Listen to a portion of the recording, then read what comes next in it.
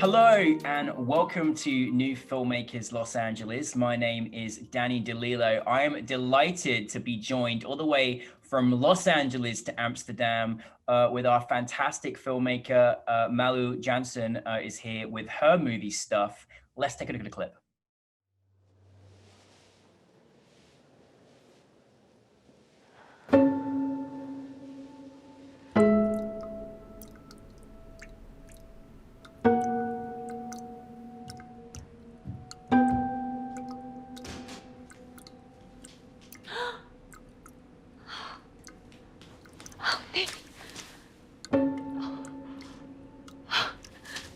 Malu, I'm so glad that we're doing this. As much as I wish you came to us, I'm glad that we're virtually able to make this happen. So thank you for joining us today. Thank you for having me. I just want to say how much I enjoyed your film. It's so nice when you see a unique story and you feel like, why has no one done a story about this before? You know what I mean? Because I just really enjoyed it. But anyways, there are some people that may not have seen this. So for anyone that hasn't seen this, tell us a brief synopsis of your film. Yeah, well, Stuff is about a woman's far-reaching love for her design objects. It's about Helen. She's an interior design buyer, and she suffers a break-in her home in which a lot of her precious stuff is stolen and broken. And she discovers that with this theft, she has lost a part of herself too. That's not very easy to replace. And while she's trying to fill this void in her life, she also has trouble relating to the people around her, and this detachment of her surrounding builds up to this very lurid ending. Well, yeah, I mean, it's, you know, I've got a great affection for like interior design and interior designers. So I really enjoyed this. And also like, I'm very protective over my possessions, especially things that have meaning to me. And it was so lovely to sort of see this story, but being an interior designer on top of that, it must feel even more, invading that this stuff was taken from her.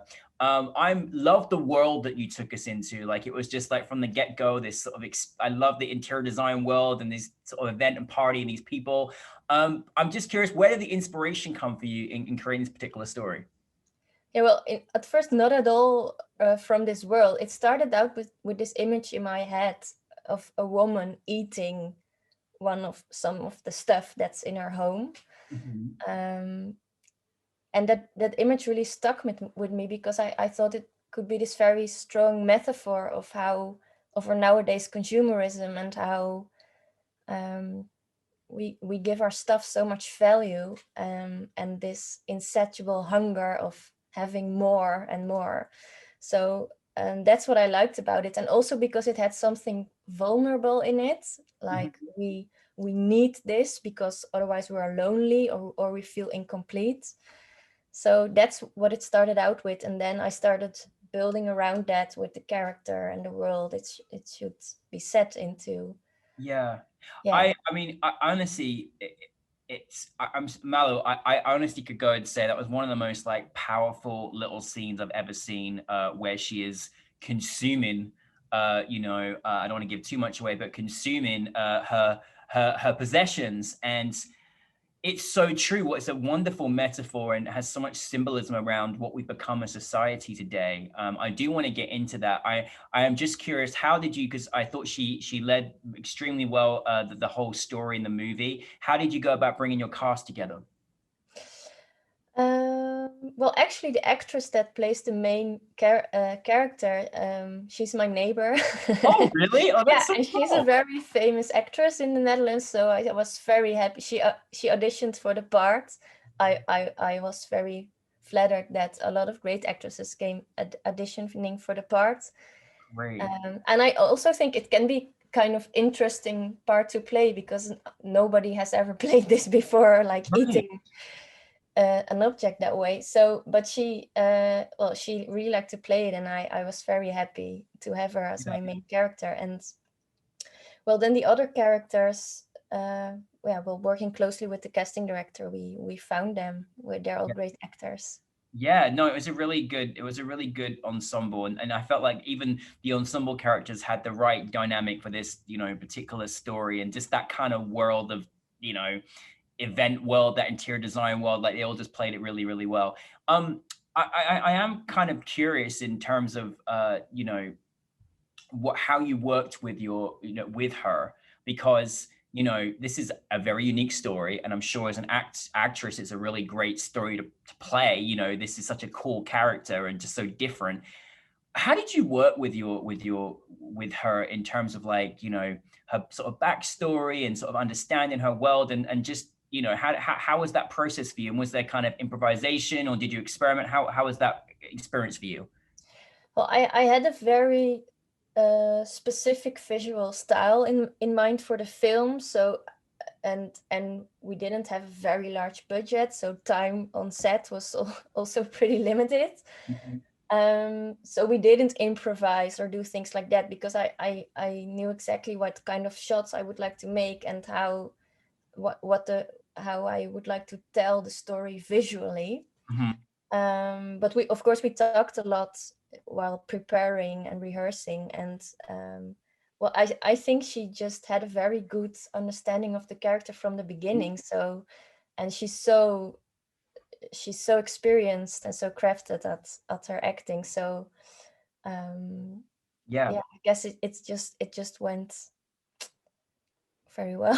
Like, yeah. Hey, listen, we'll all join your set, Malu. If they're all you know, like, if they're all as easy as that, it's wonderful. No, listen, I was gonna come in and say how beautifully shot the film was. Like, it really was. And I love, you know, some of the shots were just breathtaking. And not to mention, I love this beautiful home on the river. It's just gorgeous. And a Which beautiful what did you love? I said I love the home on the river. Like, it was just beautiful. Like the location that you found as well. In terms of, like, as a director, like, are you how did you work with your cinematographer, and the shots that you captured? You said you sort of you wanted to create a very specifically how you wanted to be shot. Like, what did you kind of how was that process for you? Well, I wanted to give all the objects that were important to her. I wanted to have them really be present in the image, like they Yeah. are characters themselves. So that was Mhm. the point we worked towards, the cinematographer and I. And I have worked before with him Yeah. sometimes, so we already know each other very well. We went to film academy together and also worked on a lot of school projects together, and music videos and so on. So um, we know how to work together. Yeah. That's and it's a good fit.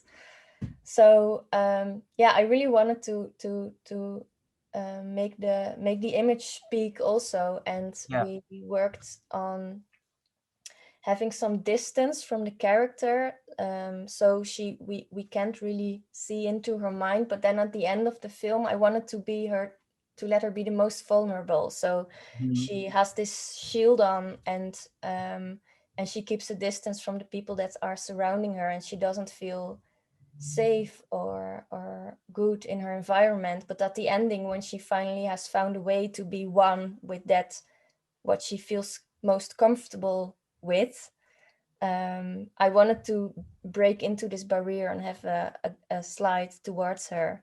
So that's, I think, the only moment in the film that you can really see close in her face, and that you're close to her while she's this mess of a woman.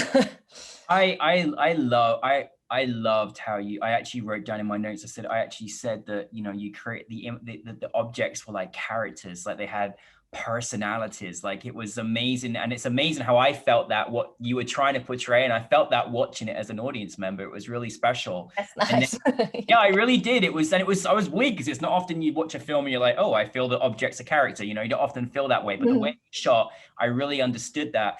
And then again, like you say, you didn't really see her until you just, you know, drew her in towards the end, and that was powerful. Actually, I've got goosebumps actually thinking about that moment, actually, because it was just very interesting. I am curious. I'm gonna have to ask a technical question because I know it probably will be very Yeah. curious about this.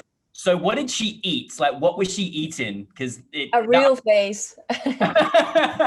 oh Just a goodness. real face. No. No, well, that was something that during pre-production, I was like, how are we going to do this? And I knew I didn't want to use visual effects because I wanted it to feel real and to be real. So it had to be real. And then I was like, oh my God, how are we going to fix this? And then I found this artist, a woman, and she makes art out of sugar work. And Oh. then I got in contact with her, and she wanted to collaborate on this. And then she made a lot of vases from sugar that we could eat. Yeah. Wow.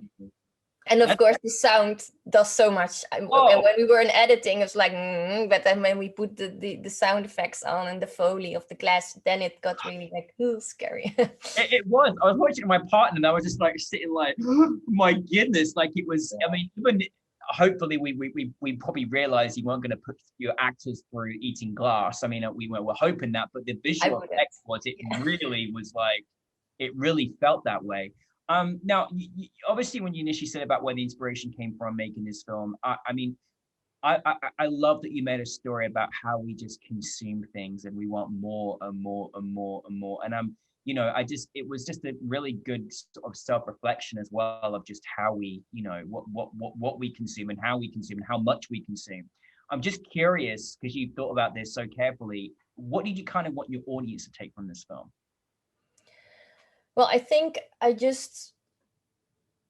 don't want to have this complete message over to the audience, but I just wanted to explore on what belongings and loss in terms of the objects we surround ourselves with means. So I wanted to, I think would like the audience to question how their own attachment to the stuff they surround themselves with are, and how your identity relates to the stuff you surround yourself with, Mhm. and what and where this need for having all this stuff comes from. Is it to replace something? Is it because it's fixed with your identity? Is it because it's an expression of who you would like to be? And are you dissatisfied with yourself in some way, or do you feel incomplete? Or Mhm. I mean, it's I think it's very interesting, and also it's not a negative thing. You can have a ring, for example, that has been in your family for centuries, and you can have a beautiful bond with Yeah. an item like that's very beautiful and profound. But I think it's just something very interesting, because Yeah, it for is. some people like Helen, it's this stuff can also be a replacement for actual human contact, Yes, for yes. actual intimate relationships with people, because Yeah, it can be so comfortable surrounding yourself with things you see yourself reflected in. Well, yeah. I mean, it Oh, can 100%. feel very safe. Yeah, 100%. I mean, you know, goodness me, could have been a feature with this topic. I mean, it was, you know, really incredible. I am curious, what is next for you in these very uncertain times? What are you working on next? Or any more creativity coming from you? What's happening? Well, I'm writing my first feature film, which is called The Dumped, Oh, and we presented it at the Cinemart of the International Film Festival in Rotterdam last year. But we're still writing on the script, and of course we're having progress. And it's a dark fairy tale kind of film that takes place in the dark depth of an underground waste dump, in which a young girl gets pregnant and is determined to protect the unborn life inside her. wow. Oh, how cool. That's Yeah, great. it's very different. Yeah. It also maybe not, I don't know. I love your storytelling. Like I'm really excited to see that one as well. It's really, really great. And I honestly love just, you know, it's so nice when you watch a film and you just kind of think of just the depth that you thought about every shot and all those things. Because it really did, pay off. It was, you know, it was kind of like seeing a piece of art. It was just, it really Well, was. thank So you. be very good. For, you know, obviously there's filmmakers out there that watch this, and I'm just curious for you and your career thus far. Is there kind of any advice that you could share with any of our filmmaking audience that you could sort of recommend or support those out there that are wanting to follow in your footsteps? I don't know. I'm learning myself still. I mean, so yeah, maybe it's very cliche, but follow your gut feeling. And sometimes that's hard because you're working together. Such a collaborative thing, and then and also there you work sometimes together with people that are way more experienced than you, so you value their opinions even more, and then sometimes you can get away of that gut feeling, and Mm. but you have to stay there. But also for me that's also a struggle sometimes. You get lost and then find it back again. I don't know. Yeah, no, that's no, that's great advice, and I think as well, like you say, when you're working with people that are more experienced than you know, learn from them, and also know that, but your place has value too. You know what I mean, as well. Yeah, you're the only one that knows what the film should be, so Mhm. so you have to, and there's something that struck with you in the beginning, and you need Yeah, to hold that through the entire process, because now with a short film that process is not too big, but now with my first feature it's like this yeah, very long timeline in which you have to hold on to that, and there are a lot of people around you and time passes, so um, it's even harder to stay with that gut feeling, but yeah. even more important maybe. New Filmmakers, in partnership with the Academy of Motion Picture Arts and Sciences, on a celebration of Dutch talent, with the Dutch consulate. How wonderful was it to be part of that whole ensemble for this particular film? Yeah, it was really nice. We had all these amazing talks with people from the industry I couldn't have imagined talking to before, and they had a lot of interesting insights in how they choose their projects or how financing goes, how they bring out a movie. So yeah, it has been really nice. Well, Also being able to meet with all the filmmakers from the Middle East as well, and yeah, while we're all behind our little computer on Zoom, but I yeah. mean it was very very nice. Yeah, well, we can't wait to have you for your next films in Los Angeles in person. We're back again, but I'm so glad that we've been able to make this happen. But thank you for stuff, Thank you. and best wishes, and be safe. We're looking forward to your feature film as well. So just thank you very much, Malu, and we can't wait to see more of your projects. So thank you very much. Yes, thank you.